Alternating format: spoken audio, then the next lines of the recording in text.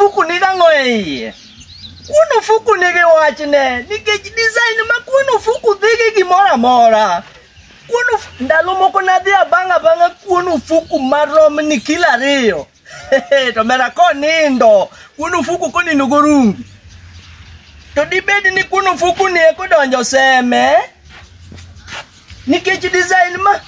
Kuka gefuen. To jo seme to chamu gimora mora mera last time na winyo mena no toyo. Salido koro nganga. Ni kuon gi nganga manzi. Kuon gi nganga 200. To dong mano jithi donjo pile nganga. Bwana, hii buoga manade no. Bwana, wewe unadonja tu. Nade bwana, hii ni buoga. Kwenda ngoma timole migoma na mpaka kile. Agimore mawinje news mamora. Angono. Nini jo seme kunu fuku.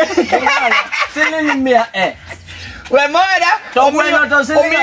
Omiyo tinde jaseme moro kudwana mose no ndiek nango. Ni mano kuri ni wa. Na pimo wiye ni an gi wach na moro. Bana joseme to se chamo gimora mora gimoro na kiti mikai. Machati ngene bwana mano to kuri dware lweny. Atango mukeli mtana bwana. Gimokela. To be onge. No, gimokela nitie. Iwijo. Ango man gi gopi. We peja gimokela. Ango mukeli. Adwa penji gimoro kiriek. Wani kani an graduate bwana. Graduate. Ili somo kanye? An KU. Kenyasa University. Tango mamirwa kolong mtini ja Kenyasa University. Dongen long time ago. Oh, neni gimachon. Okay, kiriek. 1 times 3 nango. 3. So 3 times 1. 3. To karango mamiyo. Bwana moro neje daktari ndiko ne 1 times 3 otase yath. Teno dio muonyo 3 times 1 dong chokoro tho bwana overdose. No dio muonyo te. Abati jogi. Nase kwero jogi. Ineno daktari ngama timbe ne dicho. Ineno kondik ni gimoro kanyo moko go isikul nigi wach ne moro. En kwano morem.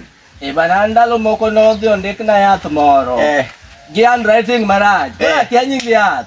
Ndik na 4 times tu. Tawato nimba daktari ni ngamarie. Kwa na munye bego tadi. Imunyo yedhe boro. Saboro. To mani ngena uondi. Koro. Donge timna mar wuotho gi kifungu. Dongine mane kenyani ono nyulo. In gi tabia marach jomoko biro wacho ni jakuo. Ajakuo nade. Dong nyoro wuotho gi Master Key bo. Apenji dong nyoro ne Master Key koro nokonyo oche ka tho e center. Iwacho. Nikech ok ne ginyal dhi losore e dala cha. Kuro dio pejo jede mani area ni choma ne nie dala. Chuche mani dala. Abana akia chik kaka bende nitie gimoro ni chik. Biblia. Direction yani chik. Muma manade. To dongi makiti moto. Muma okani chik. Chicken direction. Muma en Biblia. Tango me kitimo muma titimo Biblia. Kuro joka nok nyal timo Biblia. Iwinjo. Kuro penjo ni ere kama nyalo yude chomoro mare ma James bono gi tabia na mar temo do udi ni bwana. Adi atema kifungine gine mare choma jo deliverance church. Nade chuche go be marach. Ya unyaka chu. Tugiri nyasaye kaka bere sida kanyo. Nalo tuwanyo lika nyasaye kama noko kumirusa. Okan aya one ochego. Mudugo gol na soda badu. Gol na mbaka. Dongine mimi ambaka. Tonga mane pimo mbaka ni ya. Ine mane ya oche. Hapana oche mane. Bwana an mbaka mago opogore gi manana go ni mbaka ni ya. Tabia na madonje ga mane. Bedo gidel mateni. Chieng moro no gola oko me.